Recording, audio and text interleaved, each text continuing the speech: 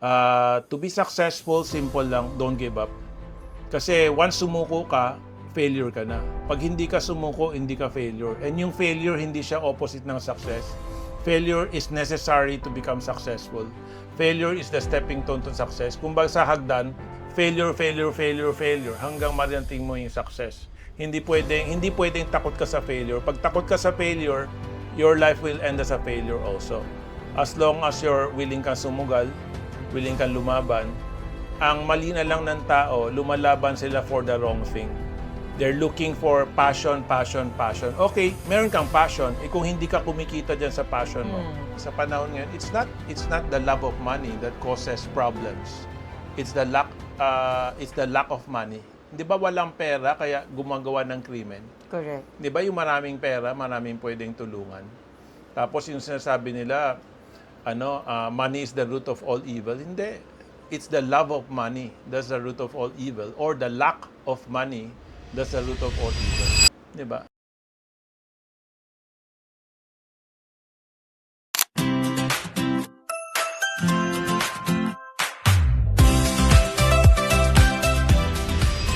Hello, my waters! Very inspiring ang story today for our Father's Day special episode because here with us, a successful entrepreneur, he is a visionary leader, a mentor to thousands, and above all, a devoted father whose values have shaped not only a thriving business, but countless lives. From humble beginnings to becoming one of the country's respected business figures, he continues to inspire people through hard work, faith, perseverance, and family.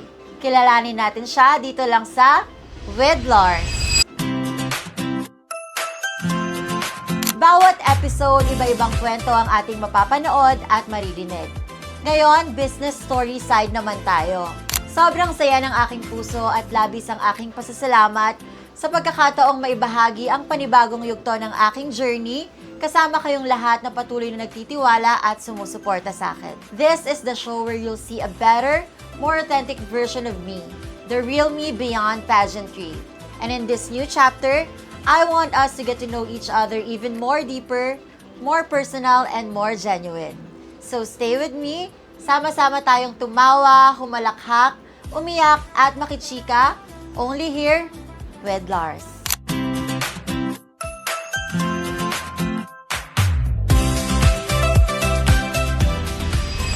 Ayan, so wag na nating patagalin pa. Isang ama na hindi lamang nakapagpatayo ng matagumpay na negosyo, kundi nakapagbigay din ng pag-asa at inspirasyon sa nakararami. He is an entrepreneur, leader, mentor, a successful businessman na tinaguri ang the father behind the millionaires. Let us all welcome the President and the CEO of iFern Corporation, walang iba kundi si Sir Tomani Tan. Hello, Sir Tom! Nice to meet you. Thank you po. Ayan, so welcome, Sir Tom, to my first segment na tatawagin nating Daldalan with Lars. Ready ka na ba magdaldala, Sir Tom? Yes, I'm ready.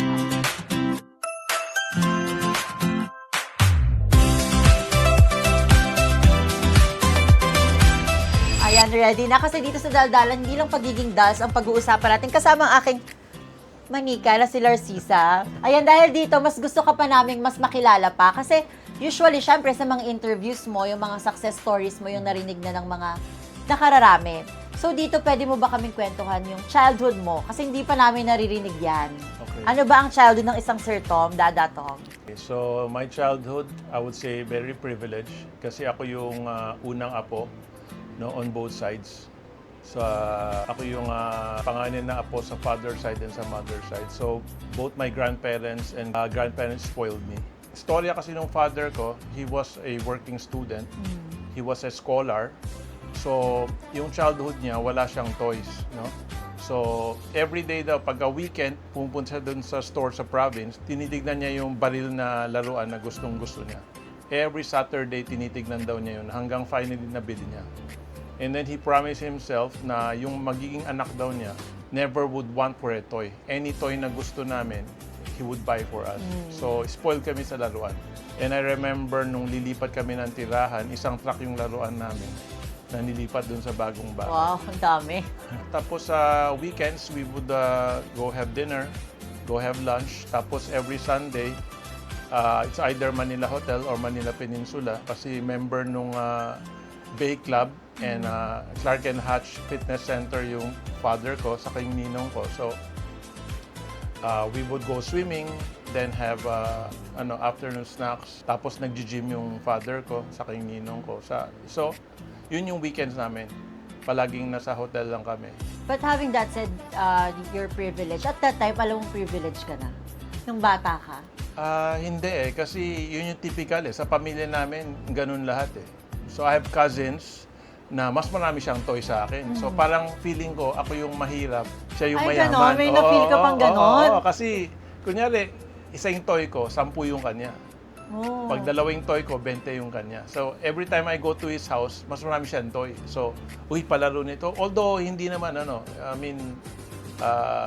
magbabarkada kami. We would play together, we would share toys, But he had more. Kasi, yung nanay ko was the eldest, but yung father nung pinsan ko, siya yung lalaki. Sa Inchik, yung lalaki na anak at lalaki na apo, apo na anak ng lalaking anak, yun yung tinatawag nilang tunay na apo. Kasi ang apelido ko is the apelido ng tatay ko. So, yung cousin ko, siya yung talagang apo nung ni Lolo. Kasi my grandparents sa mother side, very rich Yung grandparents ko sa father side, ordinary lang sila. Kumbaga, nagne-negosyo rin, pero hindi kasing yaman nung lolo at lola ko. Pero nung bata ka, meron ka bang mga nakalarong yung normal kids lang, ganon? Ang tinatawag ko na normal kids would be my cousins sa province. Kasi they live in a big compound that my parents bought for my grandparents. Nandun yung factory, nandun yung main house, yung maraming bahay sa loob ng lupa So, yung mga cousins ko doon, yung tito ko, makulay yung buhay. 2 asawa niya, isang Chinese, isang Pilipina. So, every other year, palitan ng anak na bago. So, ang dami niyang anak, yun yung mga kabarkada ko. The older ones, nakatira sa bahay namin kasi nag-aaral sa Manila. Kasi yung mga mas bata pa nasa probinsya. So, every time I go to the province, mga 2 months kami doon. So, my cousins would teach us maglalaro ng gagamba, yung mga salagubang, running in the field. Doon ko unang tinuruan ako magmotor, yung may sidecar, ganon. Sumakay ng tricycle, kumain ng mga dirty ice cream, mga ganon. Mag-swimming sa ilog. You would see, nagsiswimming ka sa ilog, tapos may kalabaw dadaan, tatay yung kalabaw, mga ganon. Tapos sabihin ng pinsan ko, wag ka lumapit dyan, mga ganon. So, I think it's typical. So, sa province, I would play with my, hindi naman poor cousins, but yung provincial cousins. Pero pag sa Manila naman, ang mga nakakasama kong bata, it's either my classmates, my cousins, which, my grandparents had a house in New Manila, may swimming pool. So, doon nagsasama-sama yung mga pipinsan, nagsiswimming kami. Tapos, my father was part of the Rotary Club. So, yung mga kaibigan ng tatay ko sa Rotary, mga mayayaman, first time ko nakapasok nung Forbes Park, Dasma. So, nakita ka ng sobrang lalaking bahay. And parang feeling ko, ang ganda na nung bahay nung grandparents sa New Manila. When you see the houses in Forbes Park, Dasma, times 5, times 5 yung laki ng bahay. Diba? Tapos yung mga kids, straight English. Sa Chinese school ako nag-aaral So, we know Filipino, we know Chinese, and we know a little English. But yung mga friends yung mga kilala kong bata dun sa mga Rotary friends ng tatay ko, straight English sila. So parang, kumbaga, kailangan mo pa mag-adjust para makausap mo sila kasi hindi sila nagtatagalog hindi rin sila nagcha-Chinese, So, yun yung typical sa akin. Is there a disadvantage being a privileged kid? Parang wala akong nakikitang disadvantage kasi it's not as if hindi ko naranasan yung, example, pag-jeep. Kasi when I was growing up, taga Binondo kami. And my father wanted us to learn how to commute. When I was younger, yung house namin, yung old house namin, Alvarado Street, going to our school, Chiang Kai-shek College, is maybe 20 minutes walk. So, pag pinapasundo niya ako sa yaya, it's either magkakalesa kami or maglalakad. The yaya would ask, anong gusto mo, magkalesa o maglakad? So, option namin yon. Minsan sabi niya, maglakad na lang tayo. Pero kasi curious kami lahat, Paano ba maging isang anak ang isang Sir Tom? Pasaway ka ba nung bata ka? Or Hindi, marami... masyado akong mabait eh. Ay, talaga? Kasi hatid sundo nga kami. So, walang time para magbulakbol. Like, times pagka meron mga practice ng mga whatever project, yun lang yung time nakikita ko yung mga classmates ko na, punit-punit yung damit kasi nagtakbuhan, nag-basketball, but ako, pag walang after-school activity, sinusundo na kami ng kotse. But is there a thing that you wish you can do, but you cannot kasi nga privileged kid ka? Parang ganon. Meron ba? I think kung meron, it's being able to spend more time with my classmates. Kasi nga, ang rules sa parents ko, since kami yung mas malaking bahay namin, we have everything. Pagka meron mga gatherings, puro sa bahay namin. Papuntahin mo na dito mga classmate mo. Malaki naman bahay natin. Kung meron, it's yung mas maraming time na ma-experience ko naman na pumunta sa bahay ng mga classmate ko kasi gusto ng parents ko sa bahay namin Bahay palagi. Like when we move house to QC, may basketball court yung bahay namin. So, yung mga barkada, dun pupunta kasi after school project kuno-kuno, pero magdamag Lalaro lang. basketball. Parang wala ka ng magiging dahilan para lumayas pa, umalis pa kasi Yes. nandito na lahat, Yes, di ba? yung tipong, let's go someplace, gano'n. Hindi, puro, let's Ayan go na, to my place. Andyan na, nandito na. So, Sir Tom, syempre kilala po kayo as bilang the father of iFern. Paano ba nagsimula si iFern? Si iFern nagsimula by accident. No? Somebody invited me to invest in their company. Ang sabi lang sa akin niya, sinlin niya, Tom, mag-invest ka dito, marami tayong matutulungan dito. And I grew up, yung lolo't lola ko, both sides, talagang maamor sila sa mga empleyado. Tutulungan nilang mag-aral, tutulungan nilang makapagpatayo ng bahay, tutulungan nilang makabili ng kotse, ganun yung grandparents ko. So, nung sinabi sa akin, marami tayong matutulungan dito, in na ako kagad, nag-invest ako. Little did I know na ako pala yung pinakabata, na pinakatanga, na pinakamalaking nilabas na pera.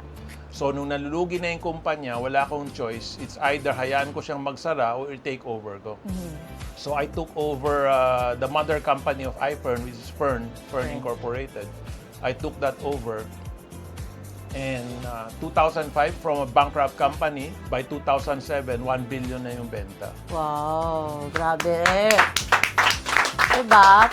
And syempre, Sir Tom, kami, like ako, nakikita ko yung mga talks mo with the iFern Nation, ganyan. Meron bang hindi pa sila alam sa'yo? Well, probably, how I am as a person na yung Mr. Fix-It ako. Pag may sira, binibigay sa akin, naaayos ko siya.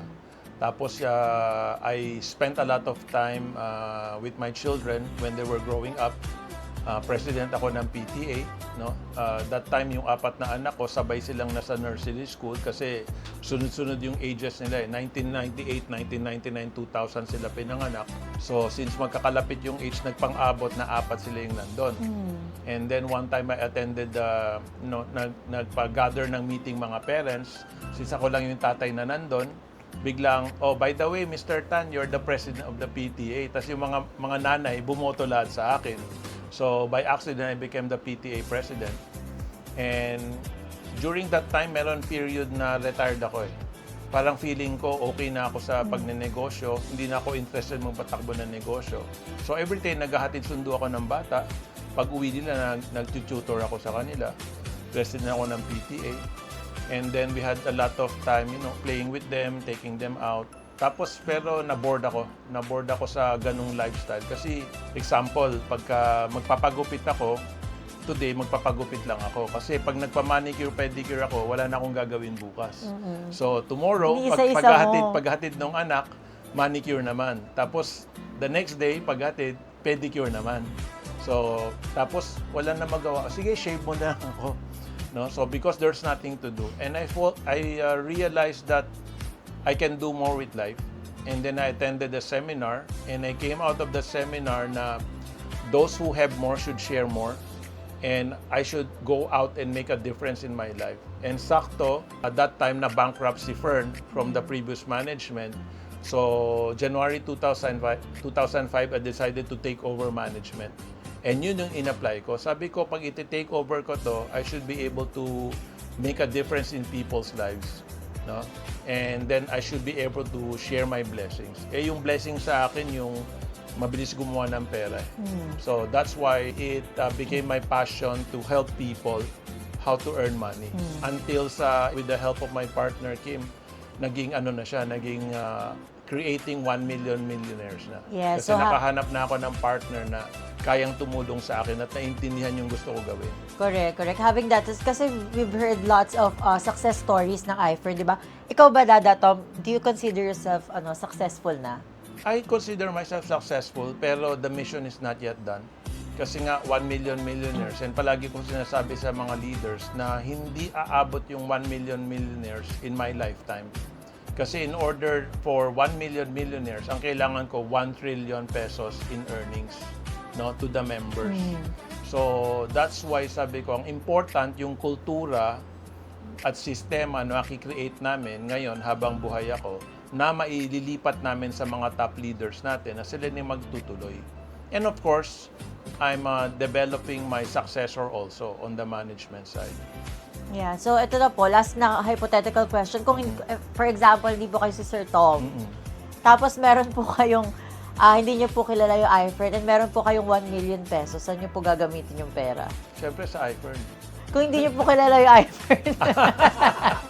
Kung hindi ko kilala, well, being a natural entrepreneur, when I have my 1 million pesos, definitely negosyo pa rin yung gagawin ko. Kasi 1 million in these days, wala na siya.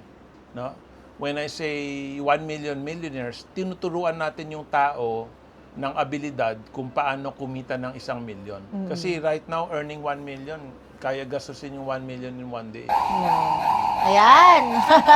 Ayan, so we've heard the OMG sound, Sir Tom, which means nandun na tayo sa ating pangalawang segment na tatawagin nating Mirror, Mirror, this is your last chance. Dada Tom, ipaliwanag ang lahat. So ready ka na ba? Yes.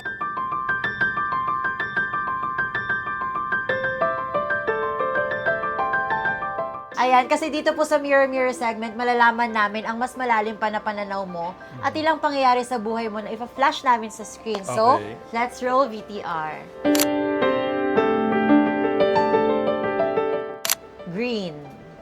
When I see green, I see money and I see iFern, creating money for a lot of people. More? It's okay. Hindi ko kabisado yung segment. Ano po masasabi niyo doon sa saying na what is money, paper only? I disagree kasi kung walang pera, money makes the world go round. Wala nang tatakbo ngayon kung walang pera. You want to be happy, you need money. You want to stay in love, you need money. Kasi at the end of the day, kung wala kang pera, mag-aaway kayo, di ba? Ang negosyo, ito, in-interview na ako maraming beses. Sabi ko, ang negosyo nagsasara, isa lang ang rason, naubusan ng pera yung may-ari. Hanggang may pera yung may-ari, walang negosyo magsasara. People said before, pandemic, ganito, ganyan, typhoon, earthquake, nasunog. Basta may pera ka, hindi magsasara yung kumpanya mo. No? Well, another thing that when I see green is relaxing. No? I remember during pandemic, no, na-trap kami dun sa condo, no? Balcony lang yung pwedeng tignan mo. So, when house become available, so important sa amin ni Madam na meron siyang garden kasi at least when we're taking our coffee, you look at the garden, relax ka na, no? Green is very relaxing, no? Sa panahon ngayon, it's not the love of money that causes problems. It's the lack of money. 'Di ba walang pera kaya gumagawa ng krimen? Correct. 'Di ba yung maraming pera, maraming pwedeng tulungan. Tapos yung sinasabi nila, money is the root of all evil. Hindi. It's the love of money that's the root of all evil, or the lack of money that's the root of all evil. 'Di ba? Okay, makinig kayo. Ganun yun. Okay, next photo. Mr. C. Ayan, tinagurian ka daw si Mr. C. Yes, this came by accident. No, when I took over management of Fern, that time Fern C, one product lang kami.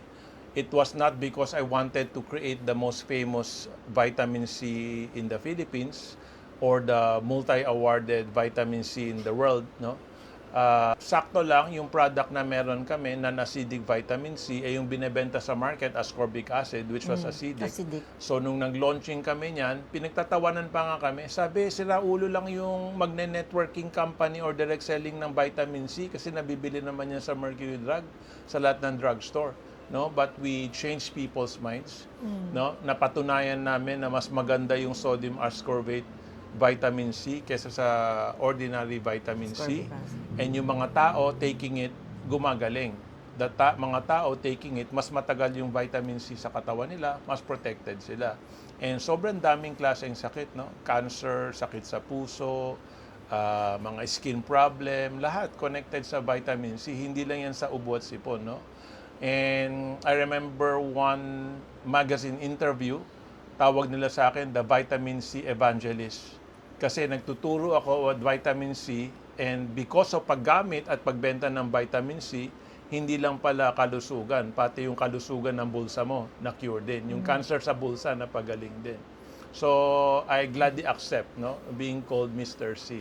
Pero during your teenage years ba, Sir Tom, parang na-imagine mo ba na one day you'll be in parang magpo-provide ka ng mga vitamins, ganyan? Yung when I was interviewed, I always say, pagka sinabi mo sa akin, Mr. Tan, 10 years from now, you're gonna be the head of a multi-level business or networking company o magbebenta ng vitamin C. Yung sagot ko sa'yo, sira ulo ka ba? Kasi our family business sobrang layo sa vitamin C, tama? Nagbebenta ako ng hardware items, mga toys, linens, lahat. Yung mga nagsusupply kami sa SM, sa Rustan. So, yun yung first business na hinawakan ko. Sobrang layo niya sa vitamin C. Although, no, the grandfather I was talking about at the start, yung lolo ko na mayaman, siya yung nagbebenta ng gamot sa lahat ng Chinese drugstore sa Pilipinas. So, when I think about it, without meaning to or by accident, ako yung nagtuloy nung negosyo ng lolo ko. Kasi nag-umpisa siya Chinese drugstore, Chinese medicine. Ngayon, ang binebenta ko na mga vitamins from Switzerland, from USA. And I think it's meant to be, no, na ganyan yung mangyari. Kasi ang daming natulungan ng iFriend talaga. Ang daming success stories na maririnig tayo. So, grabe naman. Thank you, Mr. C.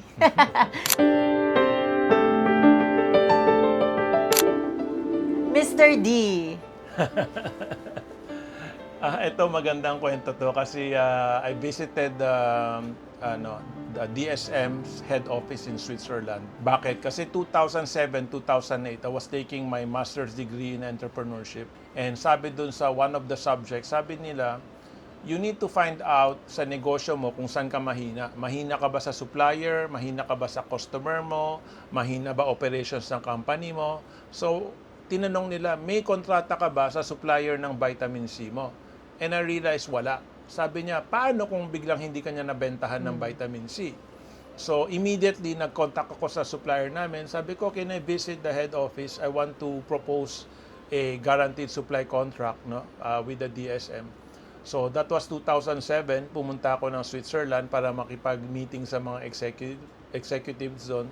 And one of the scientists that met me, siya yung nagsabi, Mr. Tan, I know you're Mr. Vitamin C in the Philippines. I know you created the vitamin C industry, yung sodium ascorbate formula in the Philippines. But respectfully, vitamin D is more important than vitamin C.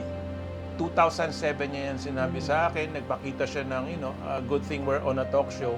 Pinakita niya sa akin yung talk show ni Oprah Winfrey. I-introduce ng mga doktor yung vitamin D. And they were saying, pinaka-importanteng vitamin is vitamin D. So, pinakita niya yan sa akin, plus some YouTube videos na yung vitamin D pumapatay ng cancer cells within 48 or 72 hours. I-inject ka nila ng vitamin D yung cancer cell, no, sa Petri dish, at namamatay siya. I came back na kailangan kong i-launch tong vitamin D. No? And I had my RDTS, yung Research and Development Technical Services na people namin. Sabi ko, check nyo tong vitamin D, contact DSM, magpadala ng sample, i-register natin sa FDA. So, 2008, we started the process. By 2012, we launched Fern-D. And kilalang kilala sa buong Pilipinas si Fern-C. We launched that in on November 2004, birthday ko. ang kilala siya kasi 22 years na siya sa market eh. Pero yung vitamin D, mas malaki yung benta di hamak sa vitamin C. Kaya kung before Mr. Vitamin C, no, right now, mas dapat nakilalanin Mr. Vitamin D. Kasi mas malaki yung benta ni vitamin D. At kung bibilangin ko ilan yung napayaman ng vitamin C at vitamin D, mas maraming napayaman yung vitamin D sa Pilipinas. Wow. You know, together with Madam Kim, naka 7 times World Branding Awards na kami, which we pick up in Kensington Palace, London, England, kung saan nakatira yung mga prinsipe, no? King Charles and Lady Camilla, bago sila naging hari at queen sa Kensington Palace sila nakatira. So we've gone to Kensington Palace several times to get the World Branding Award. Pero last year sa Japan namin kinuha kasi gusto nila maiba naman ng location. So yun, for us, very proud to say that a Filipino-made, Filipino-branded product, Fern D, but supplied by Europe, is 7 times World Branding Award. So, wala pang ibang Pilipino kumpanya nakagawa niyan. Nakagawa. And yung sa mga lahat ng awardees sa World Branding na iba-ibang brand, no? Iba-ibang international brands, wala pa rin nakagawa ng ganun karaming award for food supplement or a vitamin D. So sa atin, tayo may hawak ng corona na yan. Yes, so hindi lang ikaw unbeatable. beauty queen din kami. Correct. And I just have one story to tell kasi yung father ko, nagtatrabaho siya sa Saudi. Okay. So ngayon, umuwi siya, may bukol dito. Mhm. May bukol dito. So kami, parang after niya umuwi, pinagamot, ganyan. So habang naghihintay ng parang result, kasi parang anong tawag doon? Authorized. Biopsy. So ngayon, syempre, di ba tayong mga Pilipino, pag may mga bukol-bukol, lumalapit pa rin tayo sa albularyo, di ba? Yes. So yung tita ko ngayon, alam niya na nandito ako sa Star Image, ganyan, with the iFern, ganyan, and all. Tapos nagulat siya, kasi imagine na albularyo na yon. Sabi niya sa papa ko, uminom ka ng Power Trio. Sabi ko, ano yung Power Trio? Tapos naalala ko, nung nagsushoot kami ng She Loves Me Not, sabi ni ma'am, eto yung Power Trio. So parang siya, familiar. Sabi ko, ano yung Power Trio? Pero parang narinig ko na yan, ganyan. So imagine, even albularyo na naniniwala sa mga dahon-dahon, mga kahoy-kahoy, Power Trio pa rin yung i-recommend niyang vitamins dun sa mga niya. So parang sabi ko, okay, siguro effective na effective talaga. And then, nalaman namin ni Matt na effective siya kasi for 4 straight days, wala kaming tulog as in. Parang, parang 2 hours, 3 hours lang per day. Ganun kasi super busy. And then, nag-power trio kami, power trio. Wala, as in, parang yung tulog mo very okay. Parang kumpleto ka pa rin, as in, energetic ka talaga. So, parang, sabi ko, ang bongga ng power trio kasi pati albularyo, recommended siya. So, from now on, albularyo approved. Okay. Albularyo approved ang Magaling yung albularyo. Correct. Promise. Ayun talaga yung sabi niya. Kaya sabi ko sa papa ko, sige, may power trio dun sa sa Star Image, dadalan kita. Okay, next photo tayo. Na-share ko lang naman.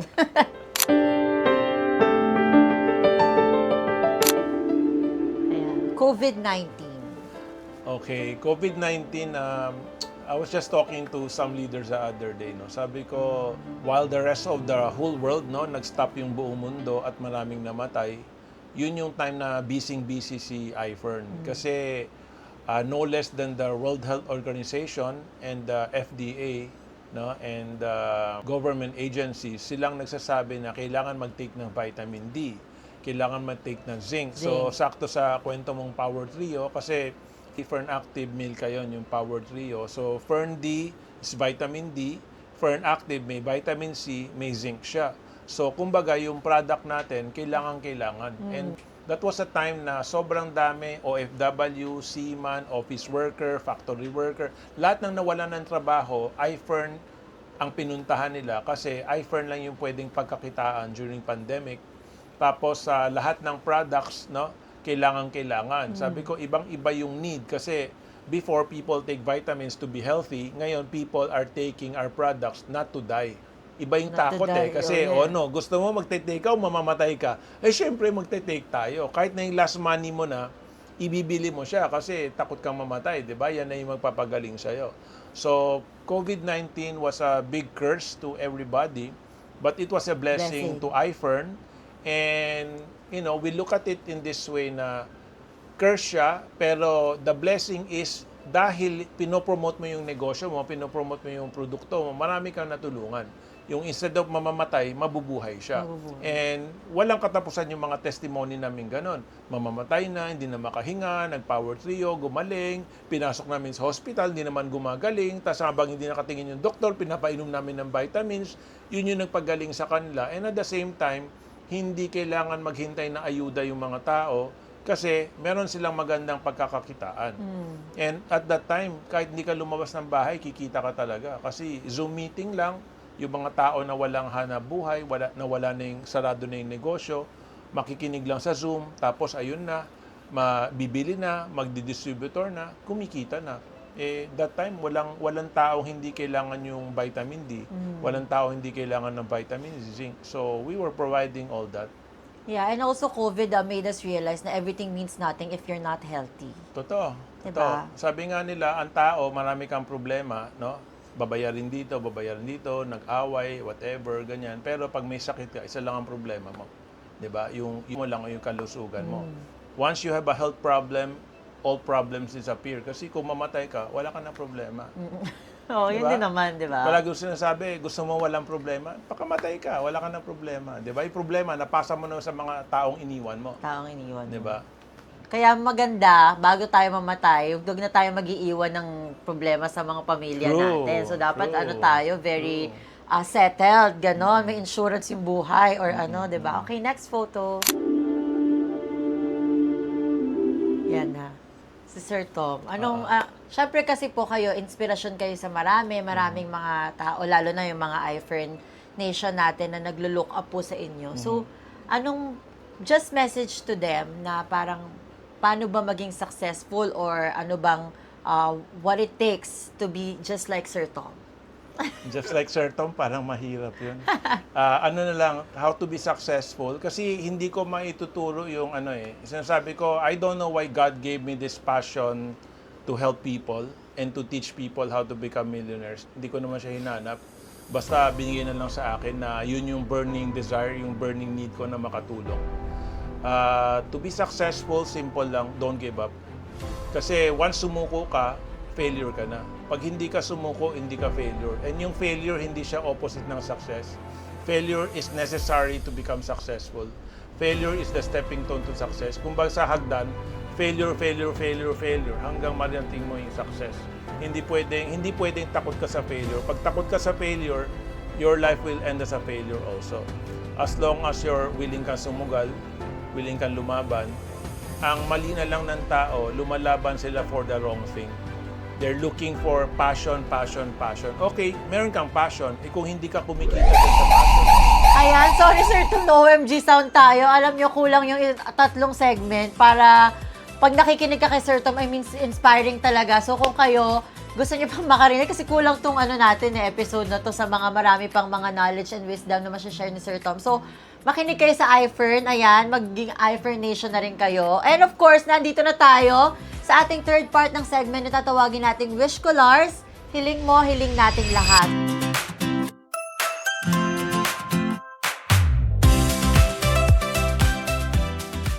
So, sana wag ka mabigla, Sir Tom. Dahil dito sa Wish Colors, hindi tayo ang bida, hindi tayo ang lead role, kundi tayo ang Lars man standing to grant someone's wish. So, ready ka na ba, Sir Tom? Yes. Ayan. So, let's play VTR. Hi, Miss Lars. Ako po si Jeff Salcedo, taga Quezon City, 50 years old, movie driver, and Transportify. Ngayon darating pong Father's Day, hinihiling ko po sana ma-treat ko ang aking pamilya at ang aking anak na graduate ngayong kolehiyo. Sana po mabigyan ko sila ng magandang regalo at sana po mapagbigyan niyo yung request ko. Maraming salamat po. Ayan. So, dahil Father's Day special episode ng With Lars, naghanap po kami ng random na tatay at nakausap po ng team ang isang masipag at masigasig na movie rider na si Tatay Jeff Salcedo at inimbitahan namin si Tatay dito. And sobrang swerte niya kasi kayo po yung guest namin. So ngayon, ipapakilala na natin si Tatay Jeff Salcedo. Ayan, pasok na po kayo. So, Upo po kayo. Ayan, hello po Tatay Jeff. Welcome sa With Lars. Ayan. Kamusta po kayo? Okay naman po, Miss Lars. Ayan. So, ilang taon na po kayo movie, Bali 5 years na po ang movie driver. Before that, anong ginagawa niya? Dati po, Shopee, yung mga parcel. Okay. Yan po. Nakailan taon kayo doon? Mga 2 years po. Okay. Tapos nag-ship po ako ng Mubit kasi Okay. medyo mahina po yung parcel. Marami Okay. po. Okay. Kaya na, Okay. So, yung anak niyong gagraduate, anong kurso to? nursing po. Nursing. Ako, Panganay ito? panganay po. So, Okay. napagtapos namin mag-asawa, pagtsagaan po namin. Sa Okay. tulungan talaga namin Okay. na pangarap namin makatapos ang aming anak. Bali, ilan anak niyo? Maling 3 po. 3. Welcome to Atomani Show. Yes! Ako na nag-interview. Maraming salamat po. Ayan. So, Sir Tom, nag-wish si Tatay Jeff na mai-treat at mabigyan ng regalo Yes, ang kanyang yes. graduating nursing student. Meron tayong ibibigay sa kanya. Ayan. Para Grabe. meron kayong ito, so ito yung favorite number ng misis ko. Yes. So ito, meron na kayong pambili dito ng regalo. Pwede na rin kayong makakain na masarap kasama yung buong pamilya. Maraming salamat po. Ayan. Congratulations. Thank you so much po, Sir Tom. Ayan, maraming salamat po. Salamat po.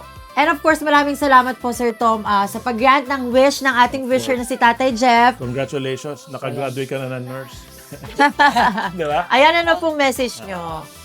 Message ko po sa aking anak, maraming natutuwa ako na napatapos ko po siya ng pag-aaral.